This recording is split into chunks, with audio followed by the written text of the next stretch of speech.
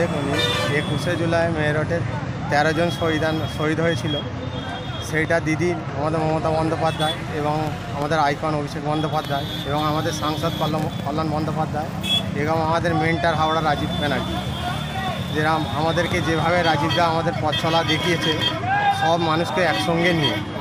এখানে ক্যাপ্টেন একজনই আমাদের রাজীবদা এবং আমরা সবাই কর্মী, সেই হিসাবে এখান দিয়ে মানুষের কোনো অসুবিধা না হয় এবং আমাদের পুলিশ প্রশাসন সহযোগিতা করছে এবং আমাদের এই ক্যাম্প থেকে মানুষের কোনো অসুবিধা না হওয়ার জন্য যত রকম সহযোগিতা আছে আমরা দিদির এবং আরেকবার জানাই দিদির নেতৃত্বে আমরা 21শে জুলাই হাত বাড়িয়ে দেওয়ার জন্য সমস্ত রকম প্রস্তুতির জন্য রেডি আছি। এবং আমাদের আরেকবার বলি, আমাদের রাজীবদা যেভাবে আমাদের চলার রাস্তাটা দেখিয়েছে সেভাবে আমরা সবাই একসঙ্গে থেকে পথ চলাটা অতি অবশ্যই দিদির হাত মজবুত করার জন্যে আমরা এটা 26শে যে আছে আমাদের এটা, আমরা তো একটা কর্মী ছোট, আমরা একটা মানুষের আবেগে এই যে বিজেপি ফাঁসিবাদী সরকার যে হিন্দু মুসলিম শিখ ইসাই সবাইকে একরকম বলে একরকম কাজ করে একরকম, একে বাংলা থেকে আমরা দূরে সরিয়ে দেওয়ার পরিকল্পনা সব ভাই হিন্দু মুসলিম সবাই মিলে করবো এবং দিদির হাতকে আমরা মজবুত করবো। 21শে জেলায় মুখ্যমন্ত্রী প্রত্যেক বছর এই সভা থেকে একটি করে বার্তা দিয়ে থাকে তার কর্মীদের থেকে। তো এই বছর কী ধরনের বার্তা আশা করছেন, মুখ্যমন্ত্রী কী ধরনের বার্তা দিতে পারে বলে মনে করেন? দেখুন দিদি বার্তারা 21শে জুলাই দেয়, সমস্ত ধর্মের মানুষকে নিয়ে একসাথে চলার বার্তা দেয়।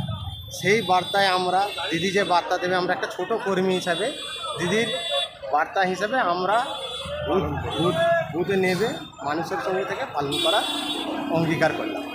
আপনার নাম? আমার নাম হলো মানিক হাজি বলে চেনে শেখ নঈমুদ্দিন এবং আমরা সকল বাঁকড়া 1-2 টিম মিলে এই পরিচালনাটা করা হচ্ছে এবং আমাদের নেতা নির্দেশ হলো রাজীব বন্দ্যোপাধ্যায়, রাজীব ব্যানার্জি আমাদের টিমের ক্যাপ্টেন। জয় বাংলা।